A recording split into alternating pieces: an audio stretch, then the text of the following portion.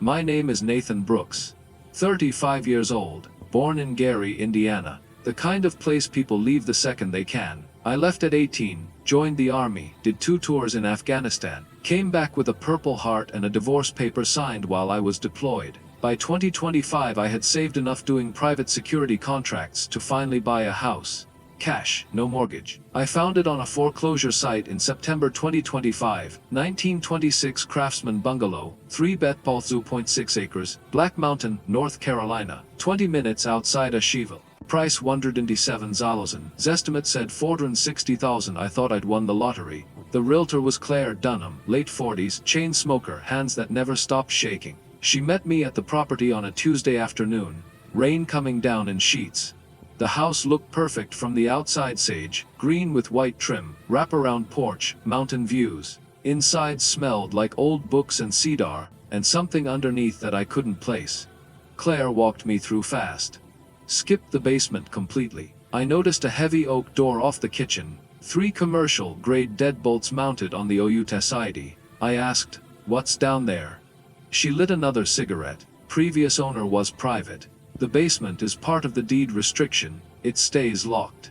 Forever, I laughed. Probably a meth lab or asbestos, I'll deal with it later. I signed the papers that same day. Claire handed me every key on the ring, except one that would have fit those deadbolts. She wouldn't look me in the eye when she left. Move-in day, October 13, 2025. 2 movers from Tennessee, big guys. They brought my 3 pallets of stuff in 90 minutes and couldn't get out fast enough. One of them, tattoo of a cross on his neck, whispered as he passed me, "Place feels wrong, man. Like someone's still living here." First night, I slept in the master bedroom upstairs. 3 I woke up to a sound I remembered from Kandahar, slow, deliberate dragging across concrete. Back and forth, pause, back again, exactly under the kitchen floor. I grabbed my Glock, went downstairs, pressed my ear to the basement door. The dragging stopped instantly. Then a woman's voice, soft, almost singing, "Nathan, you're home." Week 1 was subtle. Footsteps that matched mine, half a second behind. Cabinets opening after I closed them. My coffee mug moved 2 inches to the left every morning. I told myself old house, settling. Week 2. I found the first note. Yellow legal paper, slipped under the basement door from the inside. Child's handwriting in purple crayon. I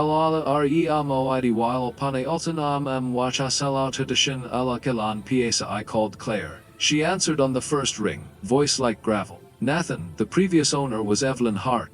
Husband died in 2002, hunting accident. She went missing with her daughters, Abigail and Ruth, in March 2003, ages 7 and 4. Police tore the house apart.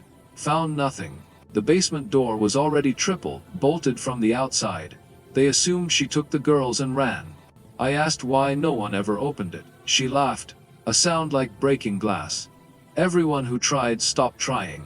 That night the dragging became rhythmic. Like someone pacing with a limp. Then children laughing, 2 distinct voices, muffled, but happy, like they were playing a game. Week 3, I started sleeping with the lights on. I bought a baby monitor.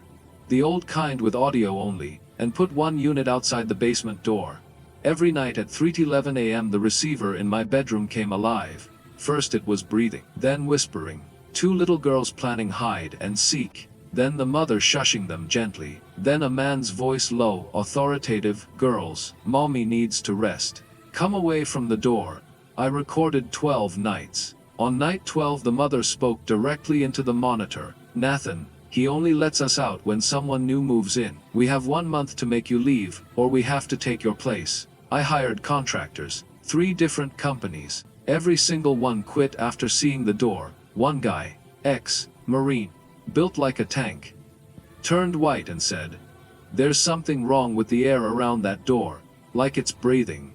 I tried to drill the bolts myself with a cobalt bit and a hammer drill. The bit glowed red and snapped. The smell that came out made me vomit in the sink, spoiled meat and lilacs. Week 4, the activity moved upstairs. I'd wake up with bruises on my arms in the shape of small handprints. My toothpaste would be squeezed onto the mirror in words LEUSOUT. One morning I found the kitchen rearranged. Every chair turned to face the basement door. On the table 3 plates, 3 forks, 3 glasses of water. One plate had a single slice of raw liver. That night the mother's voice came through the walls themselves. No monitor needed. Nathan, he's getting weaker. 23 years we've kept him fed. Your fear tastes better. I packed a bag. Planned to leave at dawn. At 3:11 a.m. Every door in the house slammed shut at once. Windows too. I ran to the front door. Deadbolt turned by itself. From the basement came the sound of a family sitting down to dinner. Plates clinking. Children giggling. A man saying grace in a voice that made my knees buckle. I slept in my truck that night. Engine running. At exactly 3:11 am the radio turned on by itself. Old hymn. Then a little girl's voice through the speakers. Daddy says you can run, but the house owns the land now. And the land remembers. I drove to a hotel in Asheville. Checked in under a fake name. Slept for 16 hours. Woke up to find a yellow legal sheet on the nightstand. We follow e latias rada kulamna sorowai moved 4 times in 2 months. Everywhere I went, within a week the dragging started again. Always under the floor. Always at 3:11. In January 2026 I got an email from Claire. Subject, they sold it. A young family from California bought the house. Moved in February 1st. Claire attached the listing photos. In the kitchen picture, the basement door stands wide open. At the bottom of the stairs 3 figures. 2 little girls in old-fashioned dresses. A woman with long dark hair covering her face.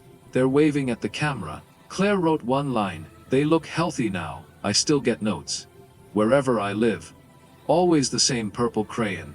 The latest one came yesterday. Slipped under my apartment door in Charla Dys Fie All. Yo Capusa Desu Pian Tepian Tik Rear Sa Onui El Ses Tesuran Pitibo Yalal My Co. I'm recording this on March 15, 2026, because last night I heard it again. The dragging, under this apartment floor slow, deliberate, coming closer. If your house, hunting in the North Carolina mountains, and you find a beautiful Craftsman with an unbelievably low price, and the realtor won't show you the basement, and the neighbors won't look at the house, when they drive by, walk away. Some houses aren't abandoned, they're occupied by tenants who never signed a lease and never planned to leave.